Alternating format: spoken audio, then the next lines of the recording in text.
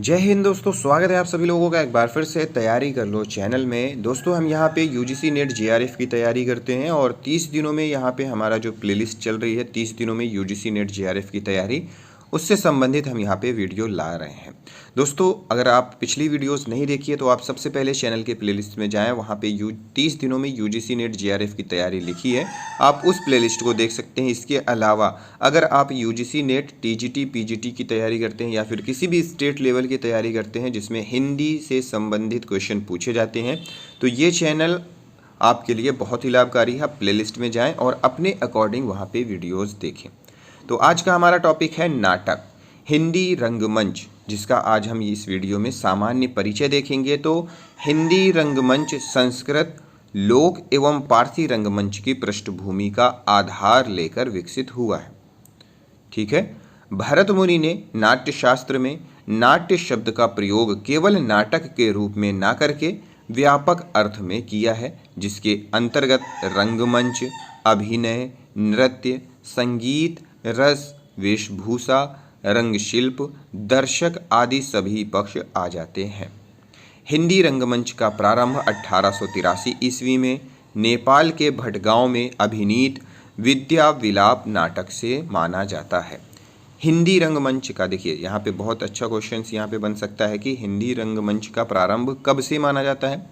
1853 ईस्वी से, सॉरी 93 निकल गया था, 1853 ईस्वी से माना जाता है।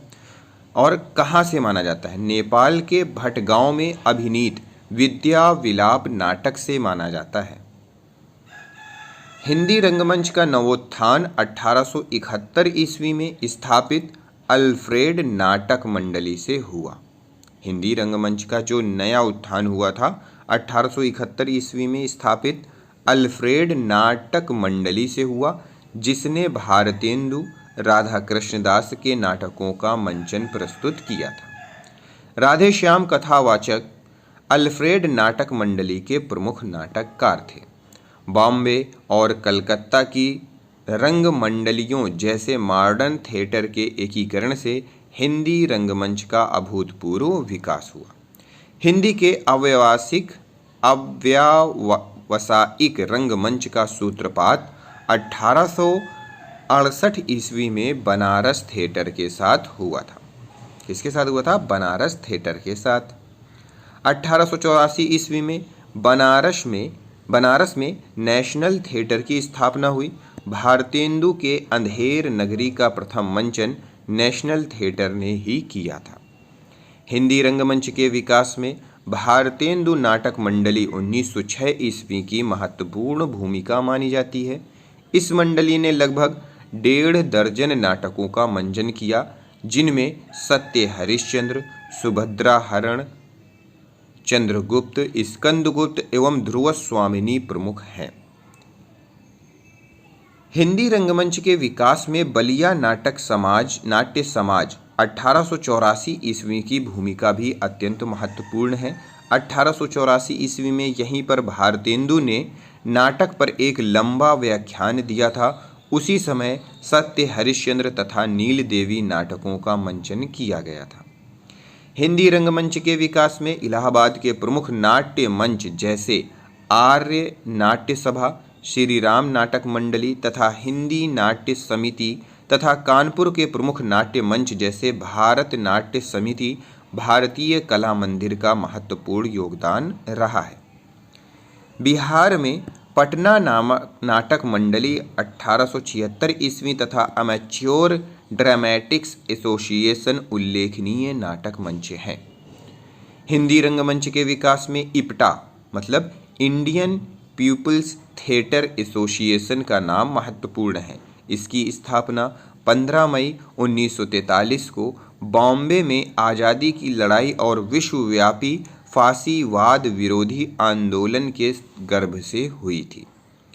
अली सरदार जाफरी, कैफी आज़मी, बलराज साहनी, राजेंद्र रघुवंशी, रामविलास शर्मा, रांगे राघव, ख्वाजा अहमद अब्बास, उपेंद्र नाथ अश्क जैसे साहित्यकार, आलोचक तथा अभिनेता इससे जुड़े रहे।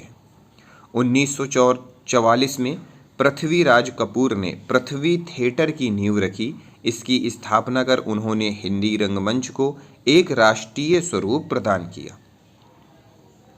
भारत में रंगमंच के विकास को देखते हुए संगीत नाटक अकादमी द्वारा अप्रैल 1959 में राष्ट्रीय नाट्य विद्यालय की स्थापना की गई।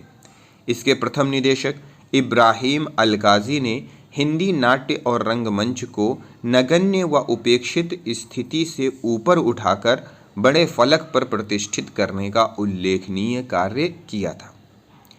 हिंदी रंगमंच के विकास में एक महत्वपूर्ण घटना कहानी रंगमंच का उदय है। कहानी को ज्यों का त्यों मंचित करने का आरंभ देवेंद्र राज अंकुर ने किया।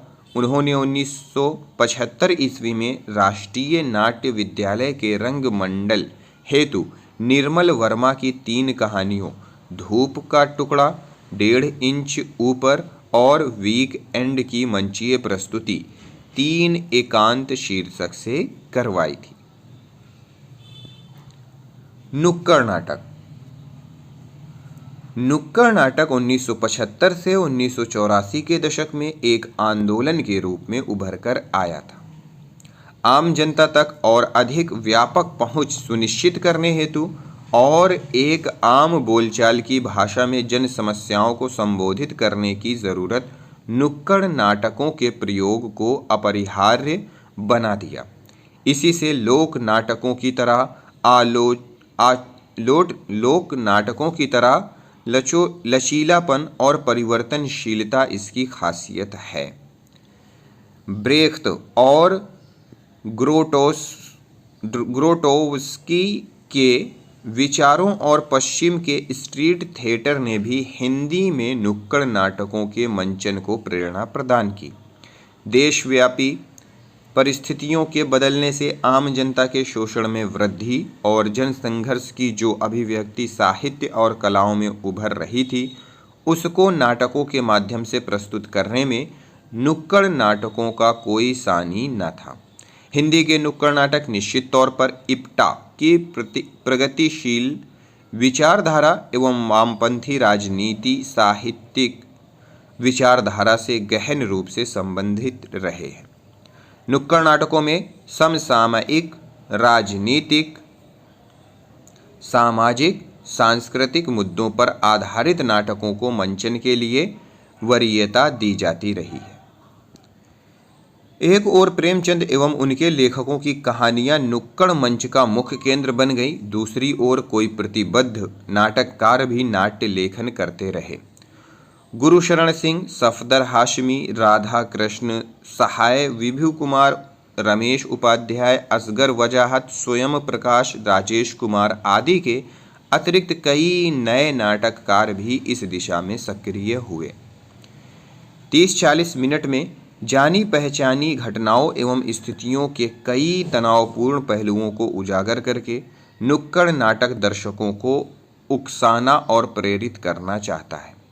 उसकी भाषा, उसके छोटे छोटे दृश्य, तीव्रता, प्रखरता, प्रत्यक्ष साझेदारी, गीत संगीत, एक्शन, व्यंग्य एवं वक्रोक्ति, प्रभावशाली संवाद उसकी मौलिकता के आधार हैं।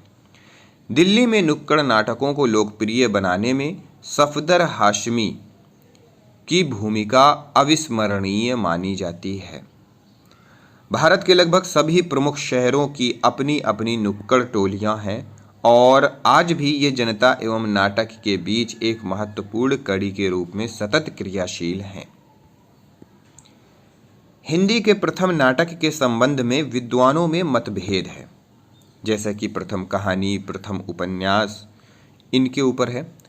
भारतेंदु ने भी हिंदी के आरंभिक नाटकों को लेकर अपना भिन्न मत प्रस्तुत किया है। इसके संबंध में यहाँ पे कुछ दिया हुआ है कि हिंदी का प्रथम नाटक और उसके प्रस्तोता कौन है, मतलब किसने माना है।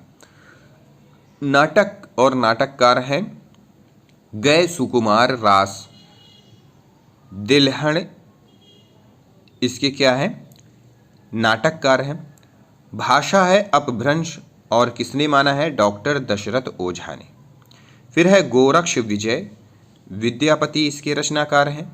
मैथिली में है और डॉक्टर गणपति चंद्र गुप्त ने इसे प्रथम नाटक माना है। आनंद रघुनंदन महाराजा विश्वनाथ सिंह जी का है, ब्रज भाषा में है। आचार्य रामचंद्र शुक्ल और डॉक्टर बच्चन सिंह ने इसे हिंदी का प्रथम नाटक माना है। नहुस गोपाल चंद्र जी का है, ब्रज भाषा में है। भारतेंदु हरिश्चंद्र ने इसे प्रथम नाटक माना है। भारतेंदु के अनुसार हिंदी के आरंभिक नाटक, प्रथम नाटक माना है नहुस को। पद्य बद्य ब्रज भाषा में लिखा गया है 1859 ईस्वी में। इसके रचनाकार हैं गोपाल चंद्र गिरधर दास।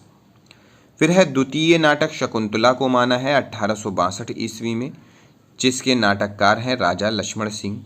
तृतीय नाटक को विद्या सुंदर कहा है इन्होंने 1868 ईस्वी में, भारतेंदु हरिश्चंद्र जिसके रचनाकार हैं। और चतुर्थ नाटक को सप्तता संवरण माना है 1883 ईस्वी में, और इसके नाटककार हैं श्रीनिवास दास।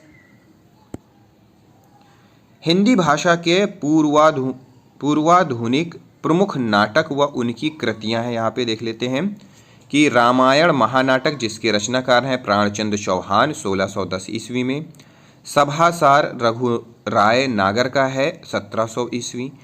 इंदर सभा ओपेरा गीत नाट्य है, अमानत रचनाकार हैं 1853 ईस्वी। प्रबोध चंद्रोदय यशवंत सिंह का है 1663 ईस्वी का। चंडी चरित्र गुरु गोविंद सिंह का है। सम संसार नाटक बनारसी दास जी का है 1663 में। करुणाभरण कृष्ण जीवन लशीराम जी का है 1667। शकुंतला नेवाज का है 1680। प्रद्युम्न विजय गणेश कवि का है 1863 ईस्वी। उपर्युक्त सभी नाटक ब्रज भाषा में रचित हैं। अब है कि हिंदी नाटकों का जो विभाजन है जिसे हम आगे पढ़ेंगे, वो ये है कि हिंदी नाटकों का विभाजन इस प्रकार किया गया है। प्रसाद पूर्व युग जिसमें भारतेंदु युग और द्विवेदी युग आते हैं, फिर है प्रसाद युग, फिर है प्रसादोत्तर युग, फिर है नवनाट्य लेखन या फिर समकालीन नाटक। इसमें प्रसाद जी को केंद्र में मानकर नाटकों का विभाजन किया गया है। तो दोस्तों ये थी हमारी आज की वीडियो। नाटक पे हमने वो चीज़ें सामान्य परिचय के हिसाब से पढ़ी और बहुत सारे ऐसी चीज़ें मिली जो कि परीक्षाओं की दृष्टि से महत्वपूर्ण है। तो मिलते हैं अगली वीडियो में अगले टॉपिक के साथ। इस वीडियो को देखने के लिए बहुत बहुत धन्यवाद।